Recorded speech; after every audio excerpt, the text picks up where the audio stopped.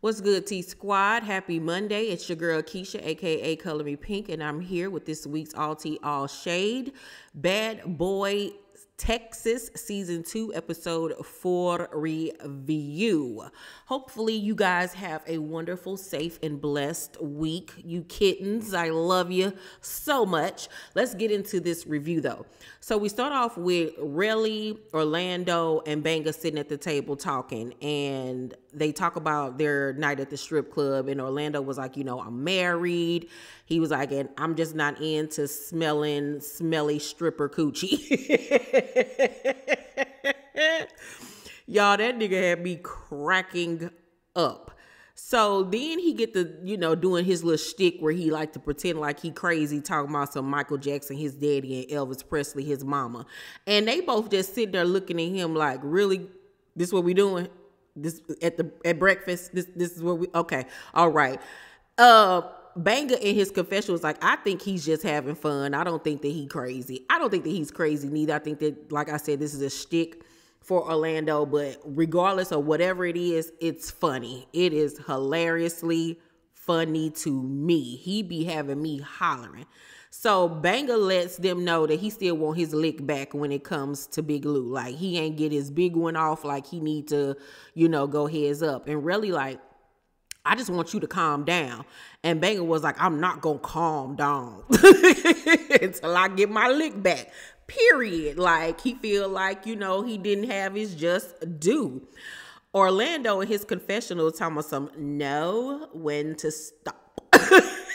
Y'all, I was hollering. Like, this episode had me tickle pink. Do I think that it's ridiculous for Banga to want to fight again? Not really, because, security wouldn't let them really go at it or whatever. And when he did start getting in good, the fight will be broken up. It's obvious that it's become a rule now that they'll only give them like 3 seconds to fight before they break it up, which is stupid, but whatever. At least give them 10. That's become the whole premise of this show. Might as well give him 10 seconds, Jesus.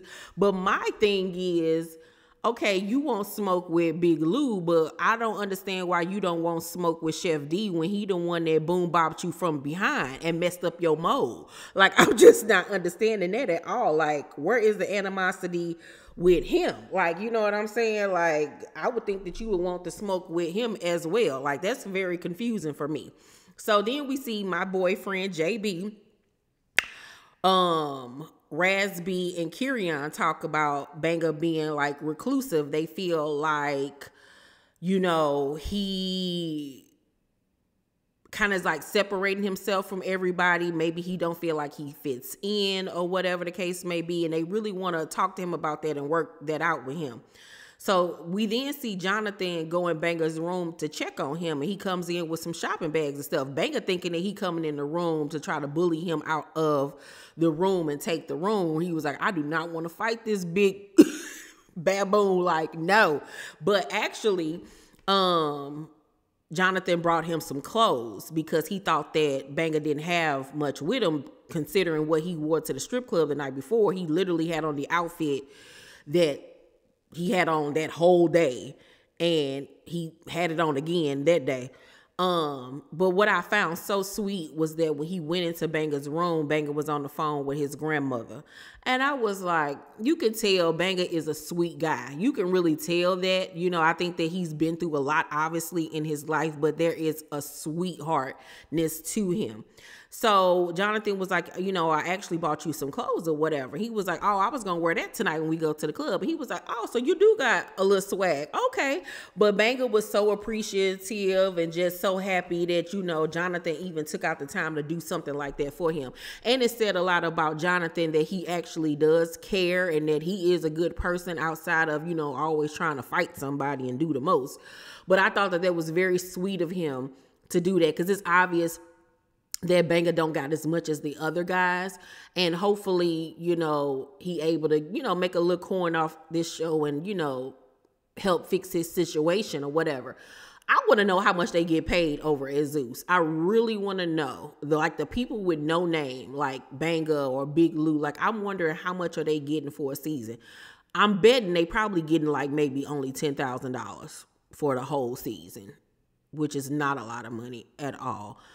People like Raz and Orlando and Jonathan, of course, are getting more, but is it worth it? I don't know. So anywho, Banga ended up telling Jonathan that he want his lick back, and Jonathan like, girl, okay, whatever. If that's what you want to do, go for it. I'm gonna be sitting back watching. So Raz and Orlando talk about, you know, them having a second chance. Raz is just applauding Orlando, you know, for getting his second chance in life, trying to get himself back on track because they've been knowing each other since they were, you know, teenagers. And Orlando tells him that he was locked up right when they started filming. And so Raz didn't know this, so he's shocked. So Orlando, I noticed, made a comment about how his ankle bracelet is off. So Relly the only one in the house now with an ankle bracelet, because Relly and Jonathan come out and join them. And Relly say he gonna call a house meeting because he finds it ridiculous that Banga want to fight Big Lou again. Like, what is the point, girl? Like, y'all done fought 4 times. You got beat up 4 times. Leave it alone. Ain't nobody even on that no more.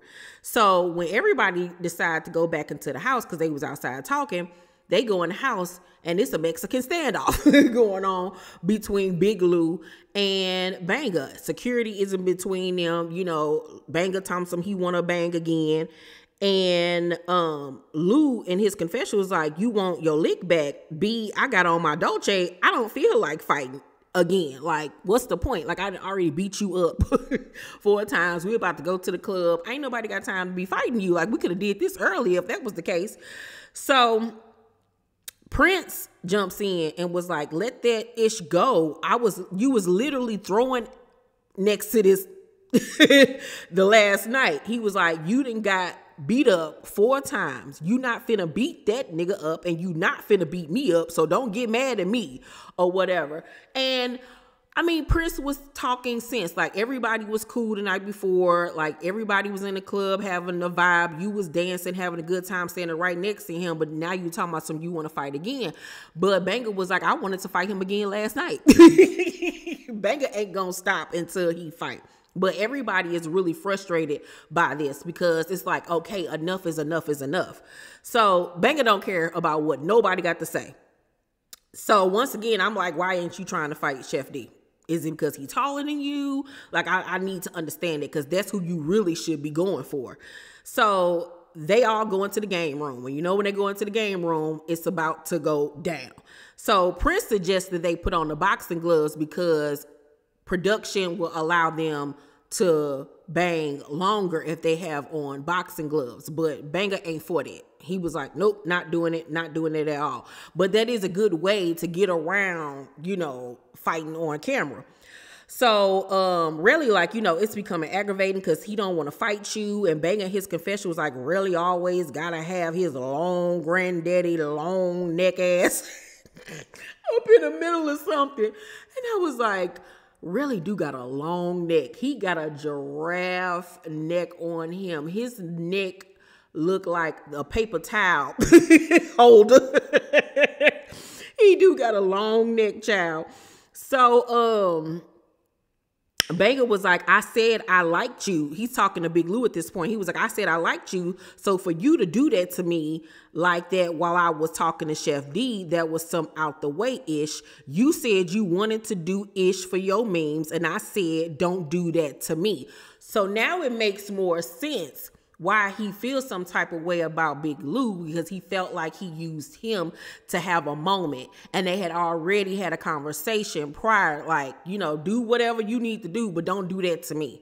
And now I see why Banga feels some type of way, because you used what I was, you know, my issue to, you know, pop your big one. Like, really, that's what we doing? You know what I'm saying? So I understand where Banga is coming from at this point.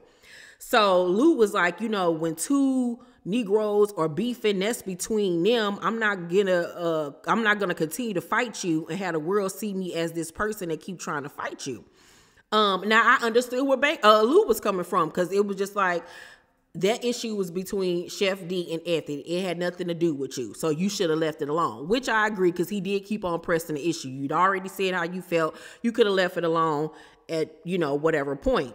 So all of that being said, Banger still ready to go up. So everybody make room for them to have round 5, child.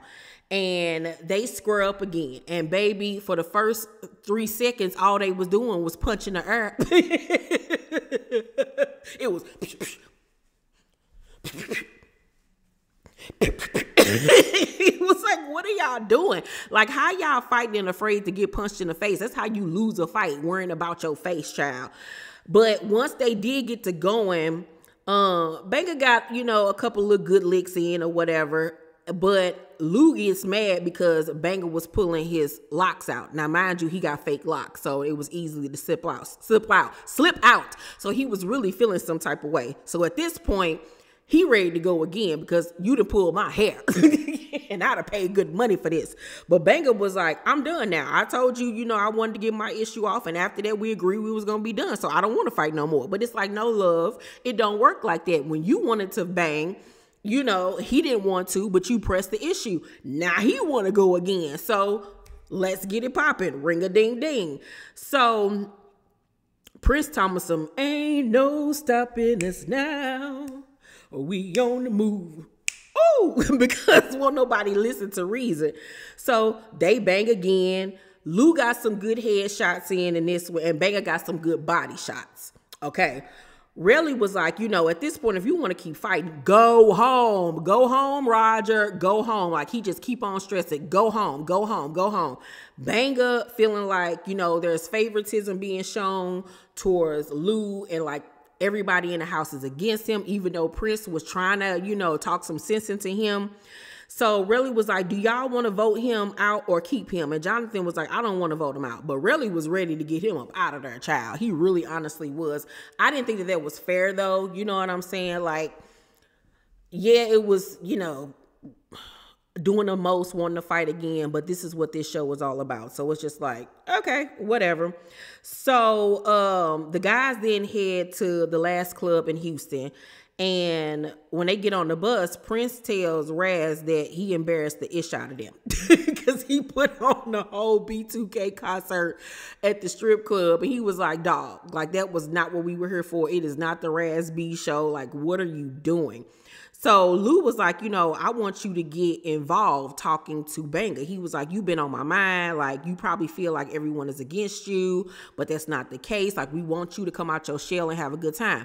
They end up hugging and hyping him up to dance. And I was like, now y'all could have hugged and made up earlier. All of this just to get to that.